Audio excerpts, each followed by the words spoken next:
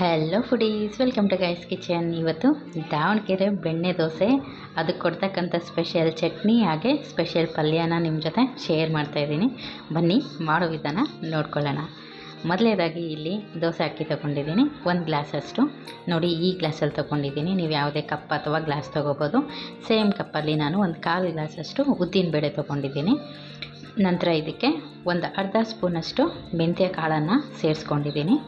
ಇಷ್ಟು ಸೇರಿಸ್ಕೊಂಡ ನಂತರ ಇದಕ್ಕೆ ನೀರು ಸೇರಿಸ್ಕೊಂಡ್ಬಿಟ್ಟು ಒಂದು 3ರಿಂದ 4 ಸಲ ಇದನ್ನು ಚೆನ್ನಾಗಿ ವಾಶ್ ಮಾಡ್ಕೋಬೇಕಾಗಿರುತ್ತೆ. ಅದರಲ್ಲಿರ್ತಕ್ಕಂಥ ಡಸ್ಟ್ ಎಲ್ಲ ಹೋಗಬೇಕು.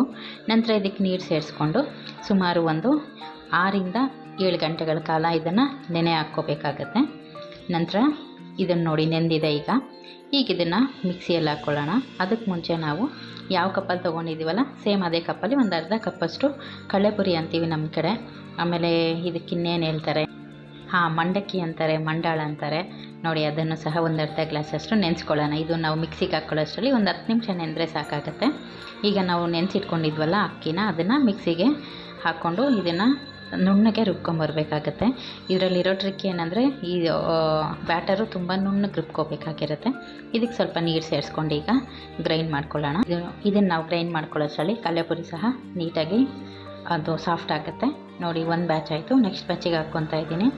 ಈಗ ಉಳಿದಿರೋ ರೈಸು ಮತ್ತು ನಾವು ಆಲ್ರೆಡಿ ನೆನೆ ಹಾಕಿಟ್ಕೊಂಡಿದ್ವಲ್ಲ ಕಡಲೆಪುರಿ, ಅದನ್ನು ಸಹ ನೀರಿಂದ ತೆಗೆದು ಮಿಕ್ಸಿ ಜಾರ್ಗೆ ಸೇರಿಸ್ಕೊತಾ ಇದ್ದೀನಿ. ಈಗ ಇದನ್ನು ಸಹ ನುಣ್ಣಗೆ ರುಬ್ಕೊಂಬರೋಣ. ನೋಡಿ ಆಯಿತು. ಈಗ ಅದ್ರ ಜೊತೆಗೆ ಸೇರಿಸ್ಬಿಟ್ಟು ಒಮ್ಮೆ ಕೈಯಿಂದನೇ ಎಲ್ಲ ಮಿಕ್ಸ್ ಮಾಡಿಕೊಂಡು ಇದನ್ನು ಸುಮಾರು ಒಂದು 8 ಗಂಟೆಗಳ ಕಾಲ ಫರ್ಮೆಂಟೇಷನ್ ಆಗೋದಕ್ಕೆ ಬಿಡೋಣ. ಈಗ ನೀಟಾಗಿ ಒಂದ್ಸಲ ಮಿಕ್ಸ್ ಮಾಡಿಬಿಡಿ. ಕೈಯಿಂದನೇ ಮಾಡಿ, ಸ್ಪೂನ್ ಯೂಸ್ ಮಾಡಬೇಡಿ. ನೋಡಿ, ಈಗ ಒಂದು ಲಿಡ್ ಕ್ಲೋಸ್ ಮಾಡಿ ಅದನ್ನು ಬಿಟ್ಬಿಡೋಣ. ಅದ್ರ ಪಾಡಿಗೆ ಅದು ನೆನ್ಕೊಳ್ಳಿ.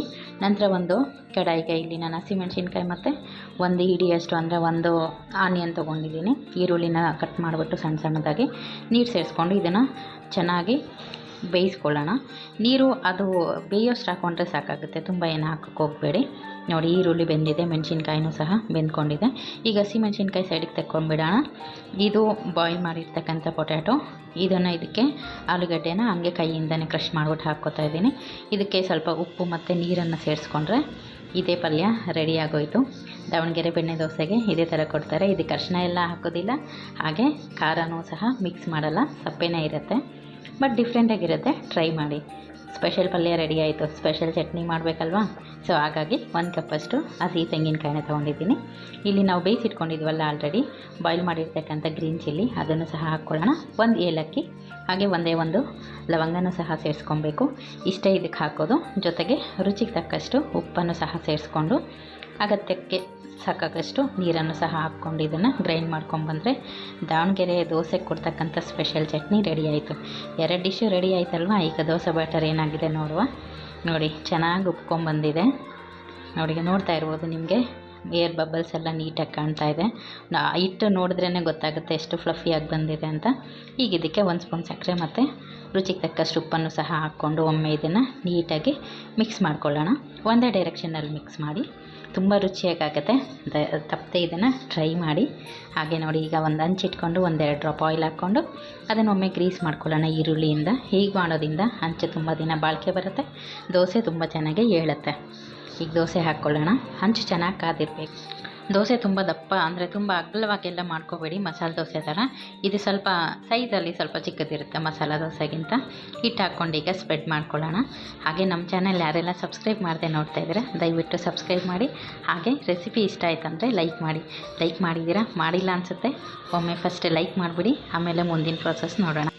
1 ಲೈಕು 1 ಕಾಮೆಂಟು ನಮಗೆ ಇನ್ನಷ್ಟು ರೆಸಿಪಿ ಮಾಡೋದಕ್ಕೆ ಇನ್ಸ್ಪಿರೇಷನ್ ಸಿಕ್ಕತ್ತೆ. ಸೊ ಮಾಡ್ತೀರಾ ಅಂದ್ಕೊತೀನಿ. ನೋಡಿ, ಈಗ ಇದು ಚೆನ್ನಾಗಿ ಬೇಯಬೇಕು. ಇಷ್ಟು ಬೆಂದಾದಮೇಲೆ ಬೆಣ್ಣೆ ದೋಸೆ ಅಂದ್ಕೊಂಡಿದ್ದೀವಲ್ಲ, ಬೆಣ್ಣೆ ಹಾಕಲೇಬೇಕಲ್ವ. ನೋಡಿ, ಇದು ಹೋಮ್ ಮೇಡ್ ಬೆಣ್ಣೆ, ಮನೆಯಲ್ಲೇ ಮಾಡಿರ್ತಕ್ಕಂಥದ್ದು. ಈಗ ಡಯಟೆಲ್ಲ ನೋಡಬೇಡಿ, ಮಸ್ತಾಗಿ ಬೆಣ್ಣೆ ಹಾಕ್ಕೊಳ್ಳಿ. ಬೆಣ್ಣೆ ದೋಸೆ ಅಂದಮೇಲೆ ಬೆಣ್ಣೆ ಇಲ್ಲ ಅಂದರೆ ಹೆಂಗೆ, ಮಸ್ತಾಗಿ ಹಾಕ್ಕೊಂಬಿಡಿ. ಯಾವ ಡಯಟು ಇಲ್ಲ ಇವತ್ತು. ನೋಡಿ, ಚೆನ್ನಾಗಿ ಬೆಣ್ಣೆ ಹಾಕಿಬಿಟ್ಟು ಸ್ಪ್ರೆಡ್ ಮಾಡ್ತಾ ಬನ್ನಿ. ಬೆಣ್ಣೆಯಲ್ಲಿ ಚೆನ್ನಾಗಿ ದೋಸೆ ಬೇಯಬೇಕಾಗತ್ತೆ. ಆ ಟೇಸ್ಟು ತುಂಬ ಅದ್ಭುತವಾಗಿರುತ್ತೆ. ಟ್ರೈ ಮಾಡಿ ನೋಡಿ. ಆಮೇಲೆ ಟ್ರೈ ಮಾಡಿದ್ದಾದಮೇಲೆ ಬಂದು ಕಮೆಂಟ್ ಮಾಡಿ ರೆಸಿಪಿ ಹೇಗಾಗಿತ್ತು ಅಂತ. ನಿಮ್ಮ ಕಮೆಂಟ್ಸ್ಗೋಸ್ಕರ ನಾನು ವೆಯ್ಟ್ ಮಾಡ್ತಾ ಇರ್ತೀನಿ. ನೋಡಿ, ಈಗ ಒಂದು ಕಡೆ ಬೇಯಬೇಕು. ಬೆಂದಾದಮೇಲೆ ಇದನ್ನು ಇನ್ನೊಂದು ಕಡೆಯೂ ಸಹ ತಿರುಗಿಸ್ಬಿಟ್ಟು ಮತ್ತೊಂದು ಸೈಡು ಸಹ ಚೆನ್ನಾಗಿ ಬೇಯಿಸ್ಕೊಳ್ಳೋಣ. ನೋಡಿ ಕಲರ್ ಎಷ್ಟು ಚೆನ್ನಾಗಿ ಬಂದಿದೆ ಅಂತ.